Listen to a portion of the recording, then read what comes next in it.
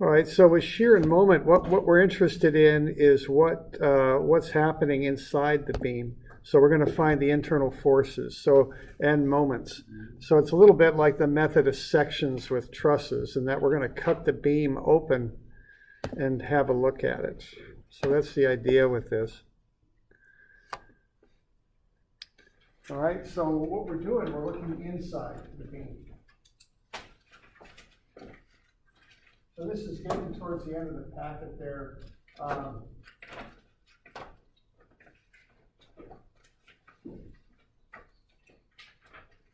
750 is where we're at.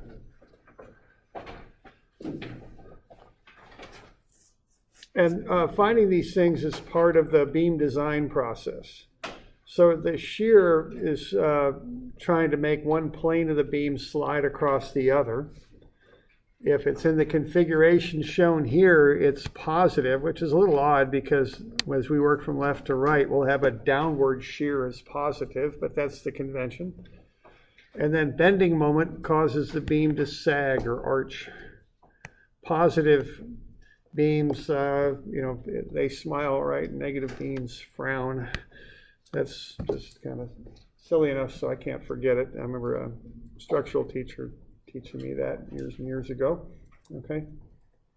So what we want to do is find these internal shears and moments. So to do this, we find the reactions and we cut a section through the beam at a point we want to analyze and write up equilibrium equations for the beam. Because if the beam is in equilibrium, internally it's in equilibrium as well. And these forces and bending moments hold the beam internally in equilibrium. So we just use sum of forces as 0 to find the internal shear, and sum of moments is 0 to find the internal moment. All right. So let's have a look at a few examples here. Let's look on 750 there, midway down the page. Let's say we've got a beam that's configured as shown there. So we've got 1.5, 1.5, and then 2 meters, half a meter to point C. Let's find what's happening at point C. So what's the internal shear and internal moment at point C? Or actually, let's start at point B there on the left. Let's do that. All right, so what I would do first is find the reactions. So I went ahead and did that right there. So there are the reactions on the beam. Okay. So RD there on the right is 63 and RA on the left is 57. All right, and then if I want to find the shear and moment at B, just to the right of B, I guess, I'll make a cut through the beam and I'll take the entire left-hand side.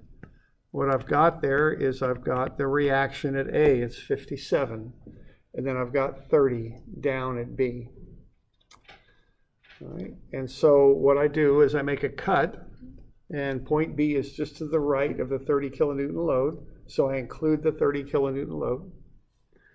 And then what I do is I show the internal moment and internal shear in their positive sense. The internal moment would curl the beam up, that would be positive.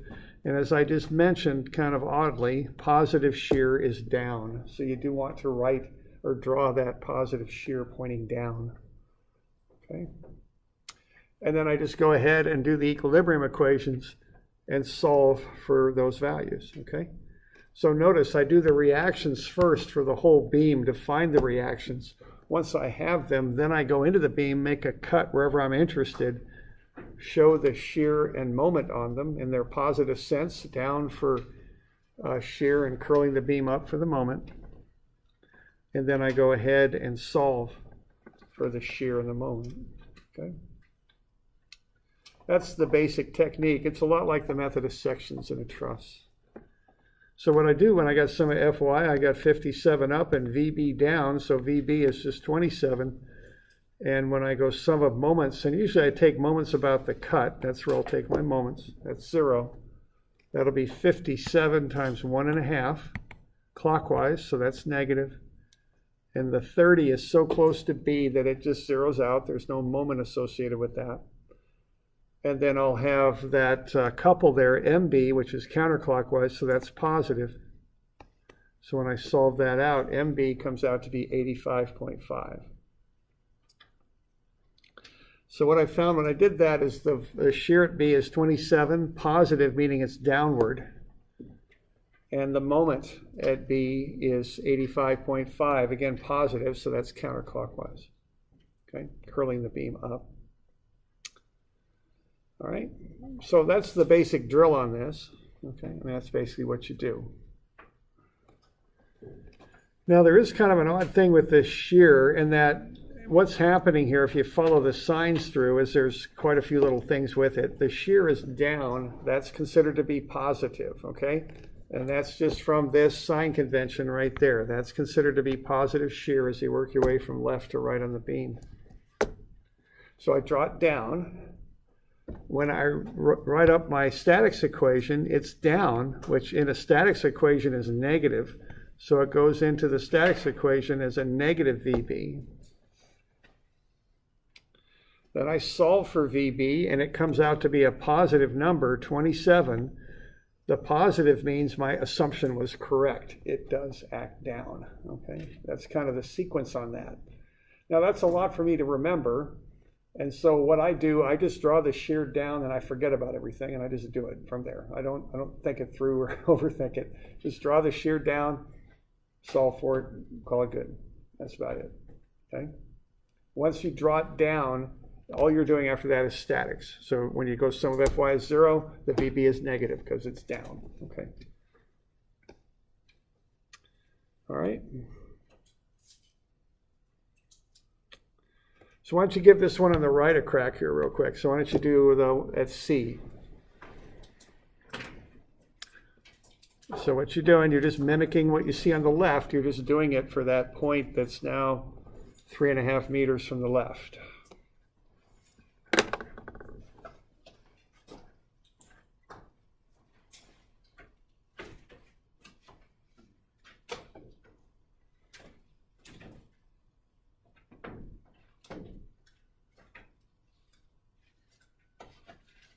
So you just want to make a cut there, take the entire beam to the left, and then just write up equilibrium equations.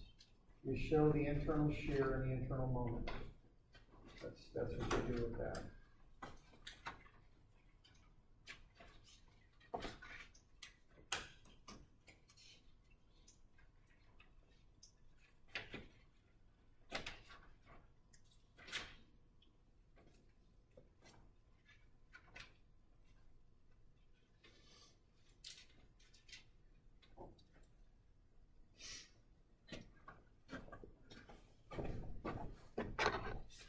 Okay, so I've got that free body diagram up there for you.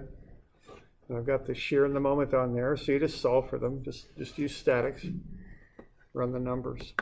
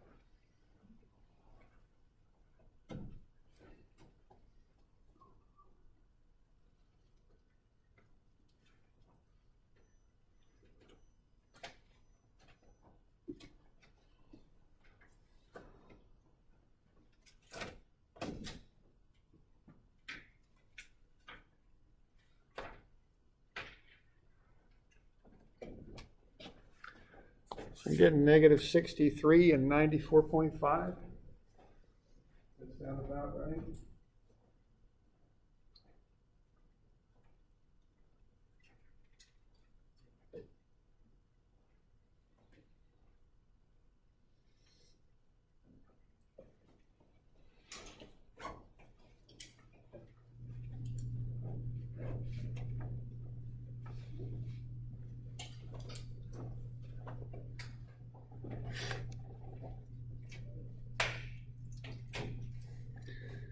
So 57 up, 30 and 90 down, minus VC. Solve for VC, it's negative, which paradoxically means it's actually up. Because the assumption was wrong there. So it's the other direction. And then 57 times 3.5.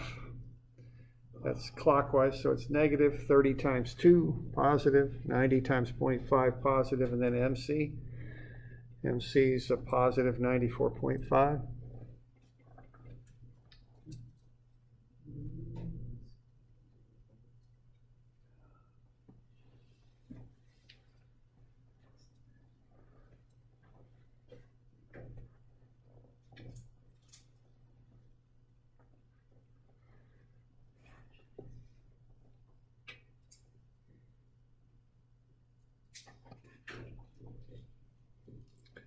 Doing all right with that? Okay, that's the basic idea. Okay. Now, what we're doing here is we're finding the shear and moment at a particular point. What is more commonly done is you write up shear and moment equations over the span of a beam. So anytime you've got one free body diagram that you can draw, you can write up one equation. This particular beam would require 3 equations because we got those from A to B would be one equation, from B to that 90 kilonewton load would be a second, and then from the 90 kilonewtons to D would be a third. Anytime you've got something that's introduced to the beam that changes the free body diagram, you have to write a new set of equations. Okay, so if you write up equations, then you can cover the whole beam as opposed to one particular point. You're generalizing things is when you write up equations. All right, so if I've got this simply supported beam with a load there at B, what I would do first would be to find the reactions, 4,000 and 2,000, and get those on there. Then what I would do is I would make a cut anywhere between A and B. That would be one free body diagram that I could draw, and it would be the same free body diagram anywhere between A and B. Okay, so what I would have then would be the 2,000 reaction up at A. I'd have the shear and moment anywhere between A and B drawn in their positive sense, and then I have some arbitrary distance x that I would measure out from A. Okay, and then I just go ahead and solve the thing out. So what I've got there is I got 2,000 up, I got VAB down. I can solve for VAB, and it's 2,000. That would hold anywhere between A and B. That would be the value of shear. The moment anywhere between A and B would be negative 2,000x, the 2,000 times the moment arm of x, negative because it's clockwise, and then plus my unknown internal moment, MAB. Solve for that, it just solves out to be 2,000x. So the moment is whatever the value of x is that you are from A, however far you've gone over, times 2,000. That's the idea, okay? So that's how you write up a shear and moment equation, okay? Now, you can only do it for each section if you got one free body diagram. As soon as you get past that 6,000 newtons, you need a second free body diagram because it changes the diagram, see? So you don't just write one equation for the whole beam, you break the beam up into sections and write equations for each section. All right. So how about for BC? What would the shear equation, actually it's going to be a shear value, what would that be? Now notice what I've done here. I've got an actual distance from A to B where the 6,000 is. That's 1.6, so that goes in as a number. But then I've got a general distance that'll hold anywhere between B and C. That's a variable, that's x. The convention here is to reference x equals 0 on the far left-hand side of the beam. Okay. And then why don't you draw the shear and moment there on the right where the cut is made in their positive sense. And just kind of get in the habit of doing that.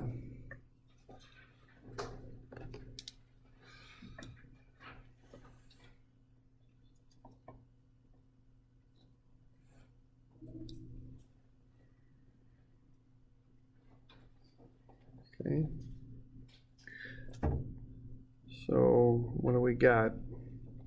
Positive shear goes which way, up or down? Down, yeah, it's kind of the funny thing to remember. That would be the shear anywhere between B and C. And then we have positive moment. Now what positive moment does is it curls the beam up. Oh, that darn thing. Well, we just locked up here again.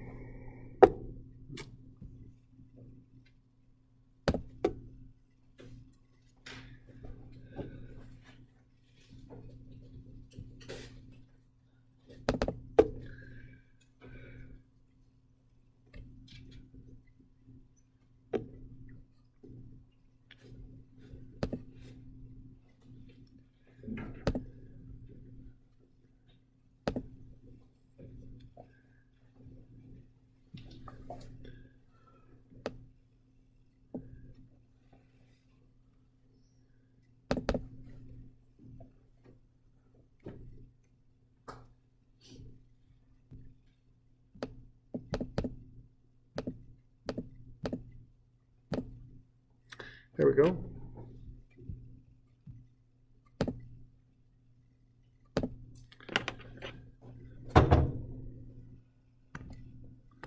So there's V, that holds anywhere between B and C, and the moment curls the beam up, and that would hold anywhere between B and C. So there's the free body diagram.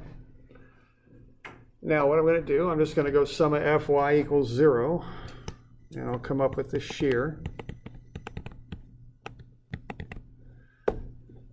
And that'll just be numerical again. We really don't need to use X on that because they're just numbers up and down. So what are we going to get out of that? Are we going to get, is it negative 4,000 or something like that, I think? Okay. 2,000 up. 6,000 down, minus VBC. So VBC is negative 4,000. That would be the value of shear anywhere between B and C. Okay.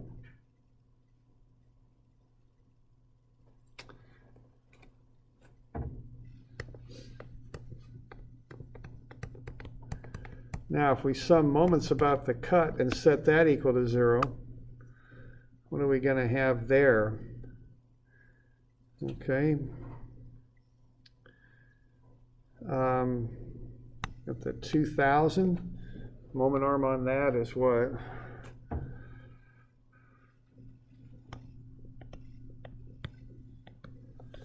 X, I think. Okay. We got 6,000. Now when I'm doing this, I don't put units in it because when I start throwing in X's and units and all that, it gets a little messy. So I just be sure my units are consistent, which normally they are, and then I don't bother with units on these. Okay. What's the moment arm on the 6,000 there? X minus 1. Yeah, so this little gap here, the total's X, but we've come back 1.6. So that's the moment arm. And then we've got plus MBC. And then algebraically, you just want to work through that, okay? Now actually, when you're doing the shears, they're pretty easy because they're always minus V. So you just pull the minus V the other side, it becomes positive, and whatever's left there is what VBC will equal. The moment's a little, not horribly tricky, but a little bit more so because you've got plus MBC.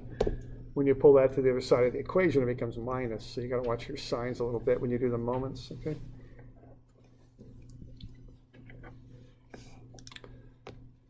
So MBC is 2,000x minus 6,000 times x minus 1.6. Work through that, you get negative 4,000x plus 9,600. Okay? So you can plug in any value of any value of x between B and C, and plug that in for x, and you'll find the moment. Okay, that's the idea. And you see, you could program this. All right. I mean, this is something where you could. You've got equations now for intervals. You could graph this up with a computer program. You could have people plug in whatever value of x they wanted and come back, and would come back with what the value is. you could maximize this if you want to know the maximum shear and maximum moment, okay? So it's common to do this in a graphical form. So I've gone ahead and done that. I created a chart there that goes from A to B to C. The values of A are 0, B is 1.6, and C is 2.4. And then I've just got the equations between A and B and between B and C. So for the shear, it's quite simple. It's 2,000 and negative 4,000. For the moment, it's a linear equation. They're lines. The first one is 2,000x. That holds from 0 to 1.6. And then from 1.6 to 2.4, it's minus 4,000x plus 9,600. So 2 lines, okay? This is the common way to present data. It's visual. You can look at it and see it, okay? Pretty straightforward. All right. So if I'm going to design that beam, generally speaking, in civil engineering, you design one beam for the entire span. You don't vary the beam along the length. You know, you just use one beam for the whole span. So if I'm going to design this thing, I'm going to design it for a shear of negative 4,000 and a moment of 3,200. That's what I would design it for, okay? You can pick those maximums pretty easily off the graph. Not that difficult. All right. So we good with that? Do we got any questions? Where's the 3,200? The 3,200 is coming from finding the value at B, which can be done in 2 different ways. You can take this equation and multiply it by 1.6. Yeah, you could do it with either equation because B is kind of the boundary between both of them, okay? So either one. Okay. Other questions? All right. Now these can get trickier like things do. So let's say we got a cantilever here. I went ahead and found the reactions for the cantilever, 4,800 and 11,520, as shown there. All right, and then you can go ahead and kind of go on this thing and figure it out. So what we would have there is from A to B, we've got 4,800 up. We've got 11,520 counterclockwise moment there at A. Now, as I work my way towards B, I've just got an open span of beam. There's nothing on that. So I just show the shear and the moment on them. So once again, I'll just get a number for shear. It'll be some Fy is 0, 4,800 up minus VAB. VAB is 4,800. So that's the value of shear anywhere between A and B. All right, now the moment, I'll take the moments about the cut and set that equal to 0. And I'll have 4,800 times a moment arm of x. That's going to be clockwise, so that gets a negative. And then I'll have 11,520, that's counterclockwise, so that'll be a positive.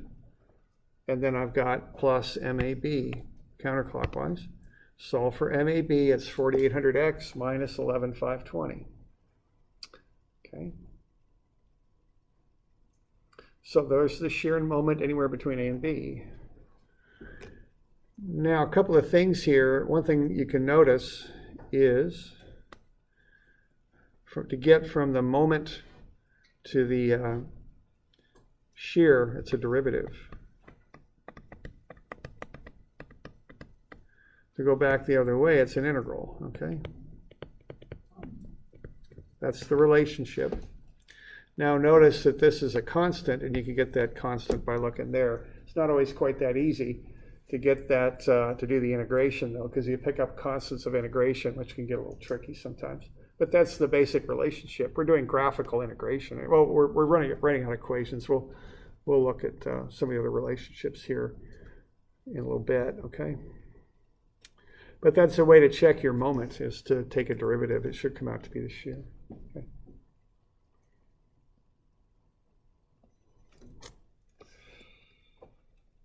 Okay, let's have a look at this one. This one gets a little bit trickier here because now we're in that load as we go from B to C. Okay. So what I've got here is, now I'm going to go from B to C. I've got the 11,520 on the left and the 4,800 on the left. I've got the 3,000 newtons per meter down that extend after B. And then I've got my shear and moment in their positive sense. So from A to wherever I made my cut, by definition there, that's X. And then I've got that 1.6 meters there. So this distance here would be X minus 1.6 is what it would be. So if I write up the sum of Fy equation there, what I've got is I've got 4,800 up. And coming down, I've got the 3,000 times the distance over which it acts, which is X minus 1.6. And then I've got minus VBC.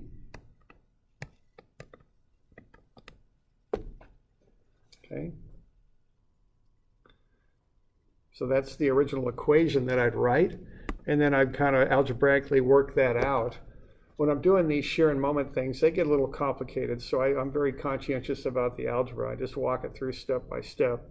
So I bring that VBC to the other side of the equation. That leaves 4,800 minus 3,000 times X minus 1.6. Then I multiply everything out. So 4,800 minus 3,000x plus 4,800, so that's minus 3,000x plus 9,600, I think is what that comes out to be. Okay, I think. All right. And then we've got the moment equation as well. And this one, again, we've just got to just kind of systematic on this. All right. So we good with the shear equation? Okay.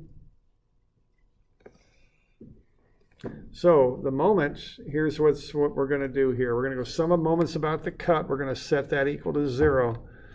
What do we got there? We got negative 4,800. Well, let's see. I'll start off with this couple there. That's 11,520. That's positive.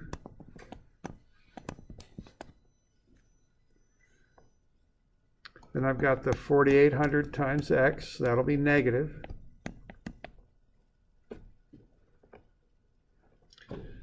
What else do I got then? Then I've got this little bit in here. Now this thing, we're just, we're going to go 3,000. This thing's going to come around counterclockwise, so that'll be plus 3,000. The distance over which it acts is X minus 1.6.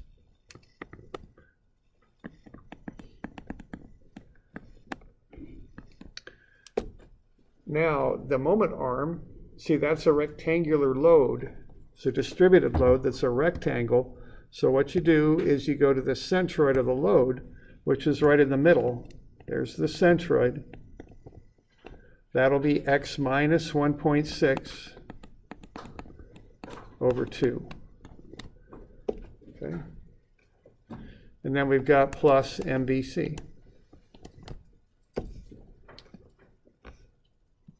Okay, so there's the setup on that.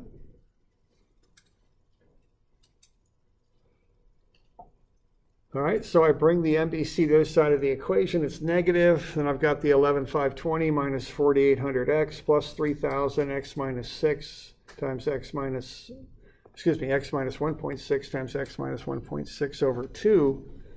Then I multiply through by negative 1, so I solve for MBC. So I multiply everything through by negative 1. Then I've got this little thing, which can get a little messy, but they follow this pattern when you got rectangular loads.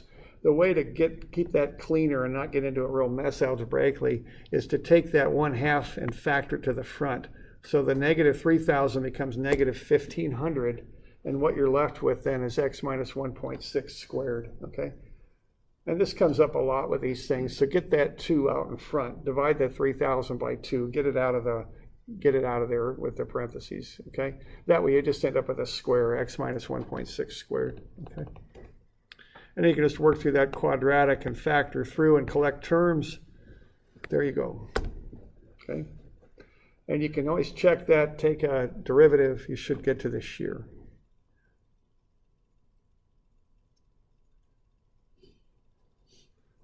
are we dividing that second x minus 1.6 by 2? We're dividing the second x minus 1.6 by 2 because it's a distance to the centroid of the rectangular load, and the centroid of the rectangle is halfway through. That's what's going on there. Okay.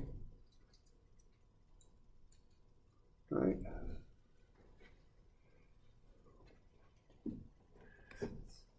So that one's a little trickier, but the idea is the same. You find the reactions, you figure out where you find an interval you want to find the shear and moment equations for, you make a cut, show the shear and moment in their positive sense, and write up an equilibrium equation, okay?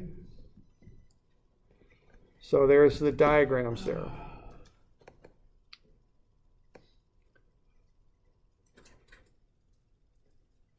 All right. Now, that's the drill on writing up these equations.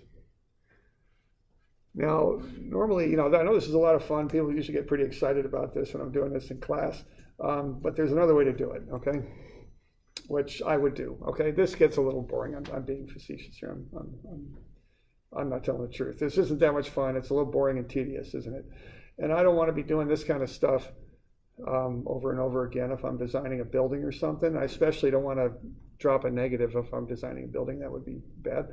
So I think if I'm actually a structural engineer, probably what I'm going to do is I'm going to learn how to draw these, because there's some rules for drawing these things up where you can do it pretty quick and easy. So if I got a pretty simple beam, I could do it by hand. I could draw up shear and moment diagrams, as they're called, pretty quickly. And I'll show you the rules for that.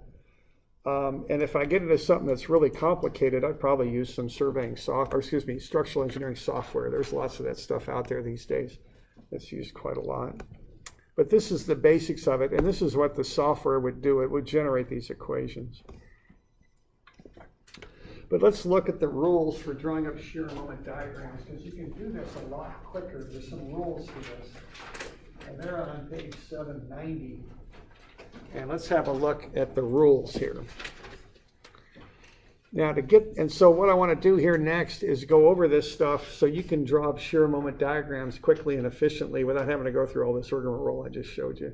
Because really, if you're going to design something, you're going to draw these diagrams up. You're going to say, okay, I'm going to design for that moment, and I'm going to design for that shear. That's really how it goes, okay? Generally speaking, if you're doing civil engineering, you've got one beam for the whole span. You just find the maxes and design for them. That's what you do, okay? And the diagrams can often, if you're competent at it, get you quickly to those values. All right? So the derivation on this for shear is what we'll do, we'll cut out a piece of a beam with a distributed load on it.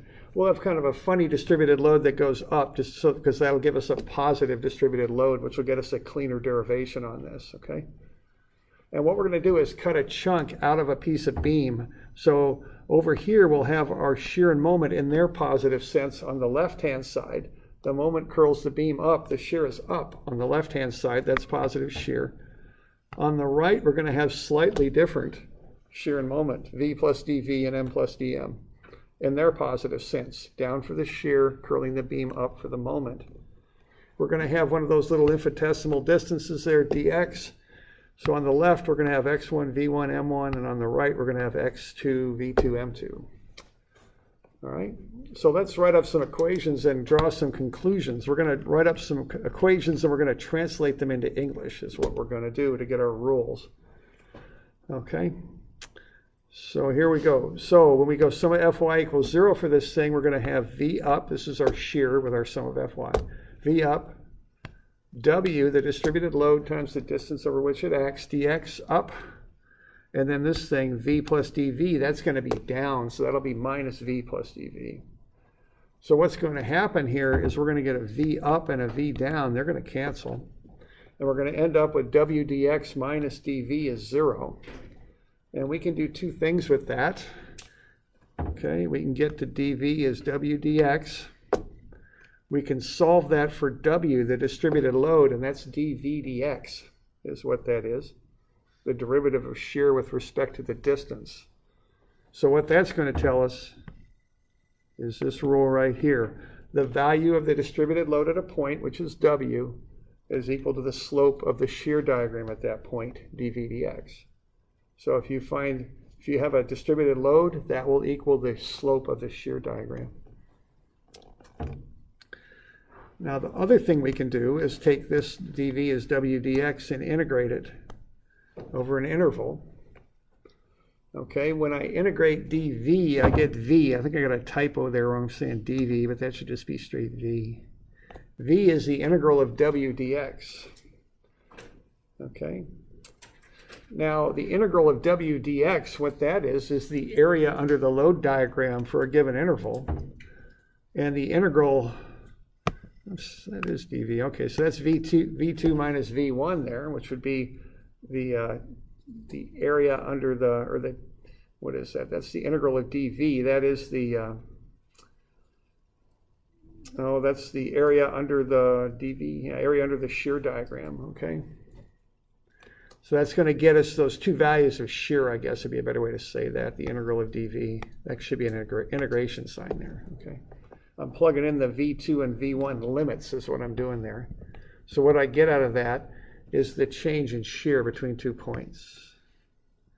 And that's equal to the area under the loading diagram between the 2 points, the integral of w dx. So there's rule number 2. Okay, so v2 minus v1, which is what happens when I take the integral of dv and plug in the two limits of v1 and v2. That will equal the integral of w dx, the area under the loading diagram. Okay.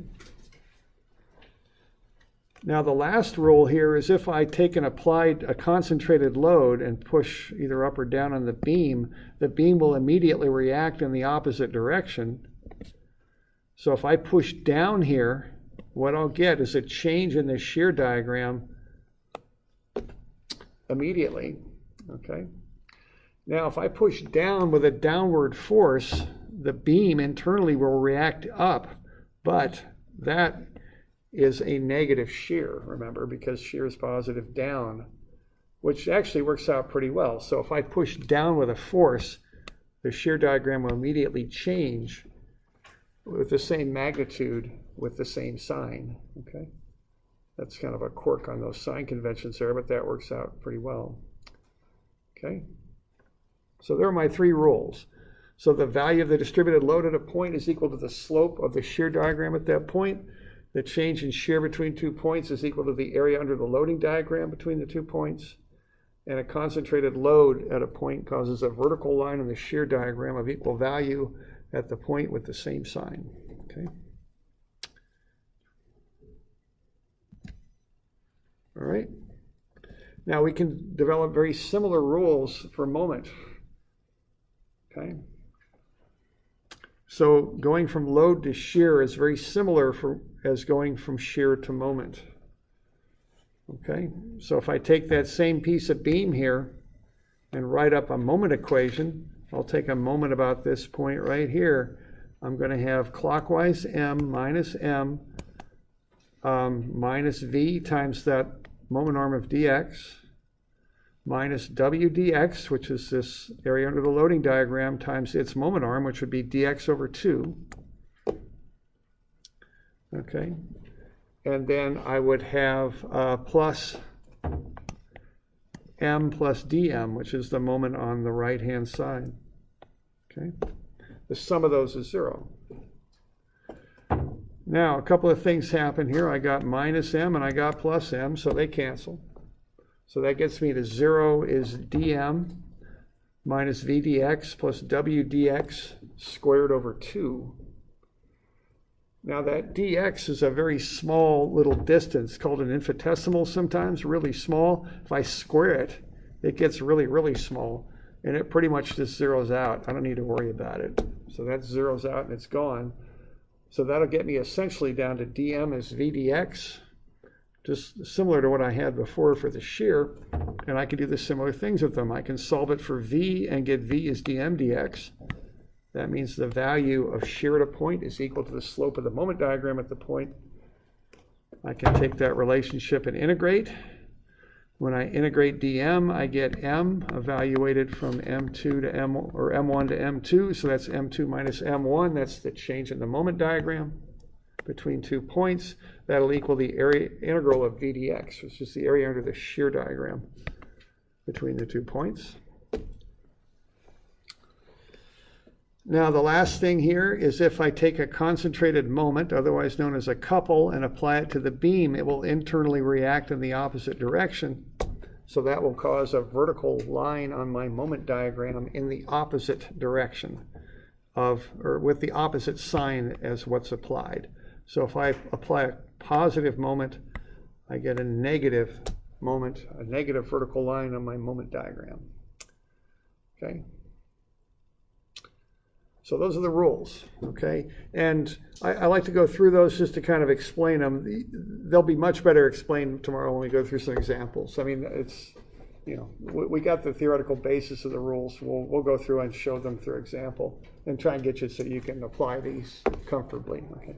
That'll be the goal for tomorrow, right? All right, why don't I get you a couple of these shear moment equations to write up.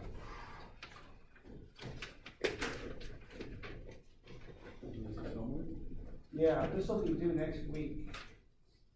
Now 382 and 383, I have the solutions posted in Moodle if you want to check them out. Okay. So these will be due Tuesday. The solutions are in Moodle, so if you've got questions on them, you can look at them. We can go over them Friday too. Okay. So these will be due on Tuesday, which is, I think it's the 4th of December, but I'm not entirely sure, but I think so. Yeah, that'll be when our final is. I'll get you a final review tomorrow. Okay. All right. All right. So we doing all right with that? Any questions?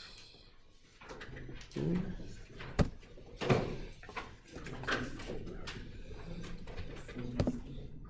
382 and 383, I think. Let's have a look.